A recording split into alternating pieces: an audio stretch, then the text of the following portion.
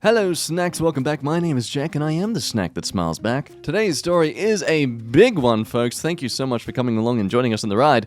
Imagine being in a 7-year-long relationship only to find out the partner you've been living with, you've been sharing a bed with, has been living by ulterior motives despite your simple vows you made that you will do anything by him as long as he does nothing that is considered abusive, especially with children. Turns out he was planning on doing both those things. Now this all started 2 years ago, but ended within about a year or so and spawned the OP to create a literal subreddit to categorize everything that happens, and there is a lot of juicy gossip of things that we're gonna look over together as we read along the story. Despite the harsh circumstances, it is a lot of fun to read. It's hilarious to see how stupid this man is.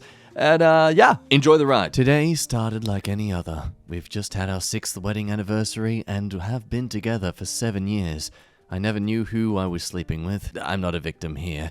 I will suffer, but I chose this man and had a child with him, so my pain is the price I pay. We have a tablet that is mainly my husband's, but occasionally I or the kids use it. It was sitting on my desk this morning and I thought I might play a game on it that I hadn't played in a while. I've always looked at the pictures and videos. Usually the kids take them and you have to guess what they were aiming for or what they are saying in the videos. I scrolled through looking for my game, which was deleted, and decided to look at the gallery instead. There was a video that I had never seen. It was at the first position, like it was the newest. I clicked on it and immediately called non-emergency to send a police car to my house. At first, I thought it was, I don't know, Peeping Tom or bathroom fetish poon, but then I realized it was my bathroom. The video had been shot in my bathroom. It looked like the camera must have been hidden around the window, giving a full view of the bathroom. And in the video is my niece, who hasn't been to my house since 2017. My niece was 14 the last time she spent the summer at my house. They live 1,000 miles away.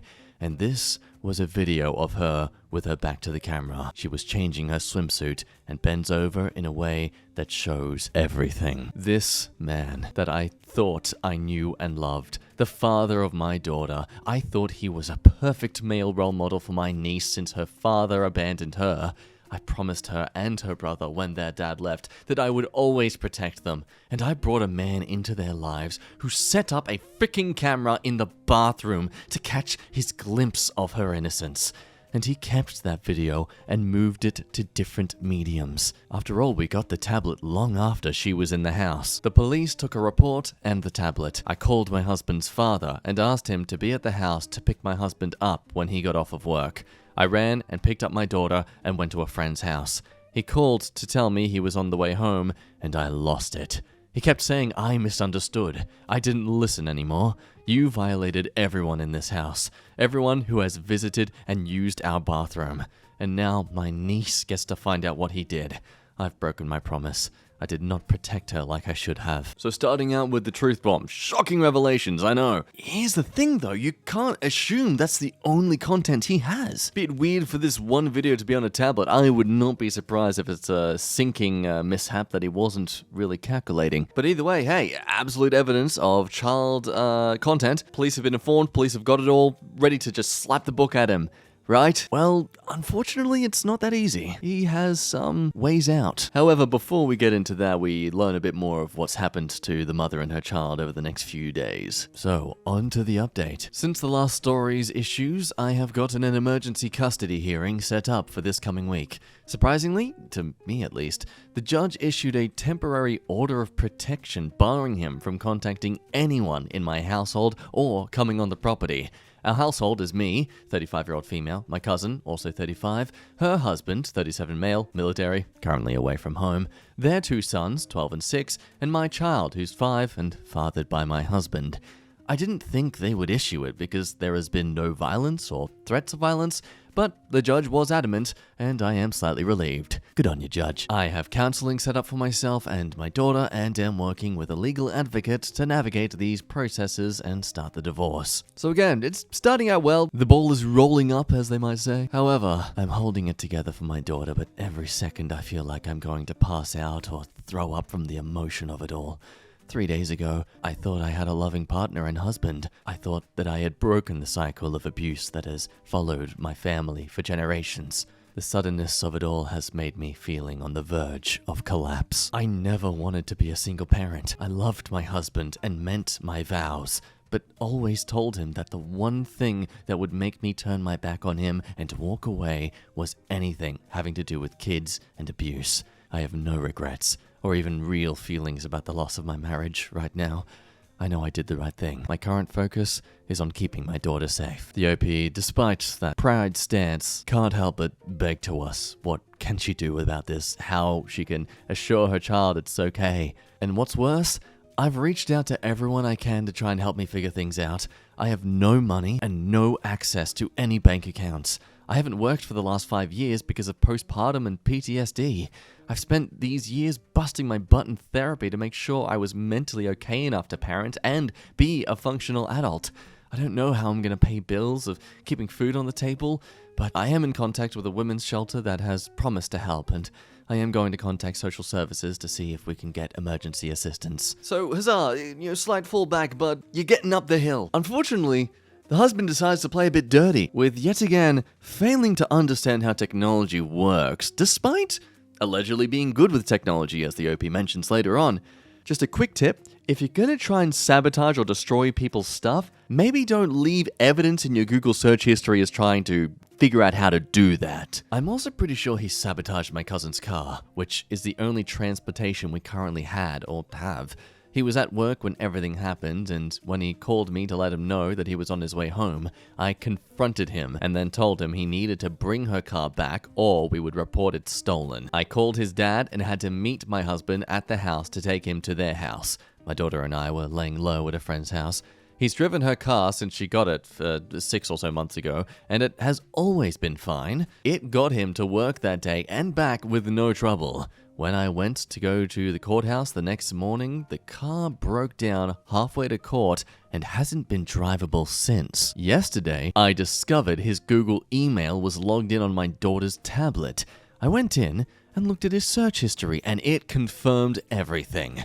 How to empty oil from a car quickly. No oil, car damage. It got worse from there. Plead the fifth at a custody hearing. Can you lose custody of your child for unrelated child pornography? When does child pornography become a federal offense? And so on. I have been in contact with the detective and let him know about all of this. Now, just to sting in the absolute disgust that this man is, what you're seeing right now is the text conversation the OP has shared with people, the moment of discovery, as she calls it. But we just gotta highlight this. He sends a photo with him and the child, asking, please don't take this from me. Daddy is the one that's always there, not the person that visits. Like, mate, you have literally been caught out as someone who would try to do things intimately with a kid. Why the hell do you think you get to say that about yourself? What's even more hilarious is his search history. Again, going based on what the OP was talking about in the circumstances. We got him wondering what is prison like in Virginia? Also, I'm assuming he's got a list of people he's going to try and call for some help, maybe? I don't know. But just look at some of these searches. Hidden camera charge court case. How to convince my wife to let me back home.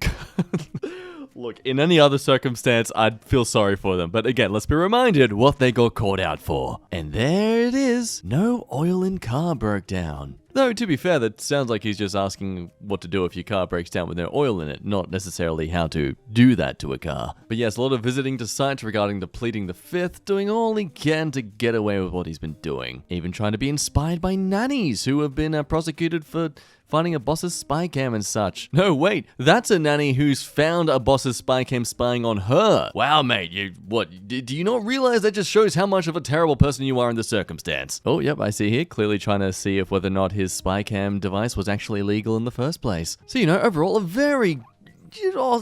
But yeah, after looking at this person's search history, they're clearly not the best person, in case you haven't realized that yet. Unlike you and me, who have extremely conservative and responsible search history. We've never been curious about typing things up, like waffle stomping. Nah, no shame in our search history, folks. Let's not go there. So now we move into the part where the cops come in a bit more frequently with it all. Unfortunately, yes, it's hard to say, but apparently there wasn't enough evidence yet, and so the father was getting some more leeway. A detective has been in touch, and I have given him screenshots of my husband's recent Google searches. My problem is that my husband is pretty tech savvy. I've seen, in the same Google searches, him trying to access his computer. Luckily, I unplugged it as soon as everything happened. Again, this video was older than the tablet and had to have been imported or downloaded from elsewhere. He set up all the computers in our household and all of our phones are in his name. Even our lights are operated via a tablet, which he set up. I need help figuring out what I can do to encourage the detective to take custody of the electronics left in the house. I am concerned that he may be able to remotely delete things or destroy evidence. I have offered to surrender anything they want. The detective has been in contact, but has only asked for the screenshots of his search history and pictures of the front of the house. I've offered to take pics and allow them to take pics of the bathroom it was filmed in. I understand that the justice system can be slow, but is there any way to convince them to just pick up the hardware? As I'm slightly concerned that he can remotely spy on us or track out our locations. The protective order prevents him from doing so, but it is a piece of paper. How do we protect our household when he has set up every electronic or smart device in our household? The last thing I need to figure out is how to file for divorce. Will they allow a quick divorce in an emergency situation, or will I have to wait until we've been separated a full year? However, we do have custody, support, and restraining order court dates set up already.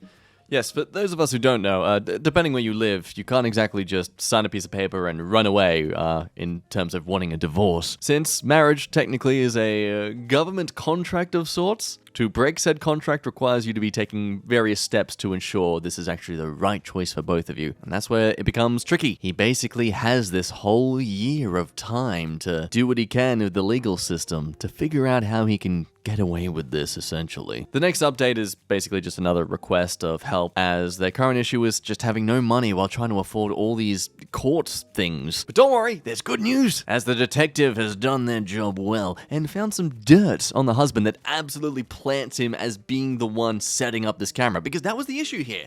We didn't have proof that it was him making this content. Of course, who else in the household would have been doing it? But, I mean, that's the problem. You still need proof that they are the one who was guilty. I knew it was bad the second I saw the first video. See post history. I knew that our marriage was over that instant. I haven't felt any sadness over that part of it at all. I am doing everything I can to keep it together and raise my kid. I'm trying to soften these blows to a whole community of children and parents who absolutely trusted him. I can grieve my personal loss another day, or not. There are more important things that need to take the forefront right now. Today is the first day that I've wanted to throw myself on the floor and pitch a fit comparable to an angry toddler. I feel like crying, but I don't have the time. My kid gets off the bus soon. Today, my eyes are completely open. I can see through the gaslighting. He is the most passive person I've ever met. I didn't even realize I let him convince me of things. He seriously thought he could explain. I saw more today, and the simmering anger is pushing through. He videotaped himself setting up the camera. He was 100% identifiable to me and my cousin and the kids, who would know immediately who it was, even though you can't see most of the face. The process is working. I just need to remember to breathe while waiting for resolution. Now, we're gonna skip this next story only because it starts out with assuming that only the husband gets the benefit of an attorney. However, they do edit it quickly to realize that they just misunderstood the situation. They also get a power of an attorney. However, she does bring up some things that could make this court case difficult on her end. I know some of the things he would throw in my face to make me seem unfit. Smoking pot outside, or when my kid was inside with him, and 10 or so members of my family and their mental illness or our child's gender dysphoria. Essentially, she's just very nervous, and understandably, you would be. I would be too. And so comes in the cavalry, except not on the OP side, sadly, as it wouldn't be a classic story on the internet if we didn't involve some toxic, terrible in-laws. Seriously, some of the things they say, the excuses they have for supporting their family member.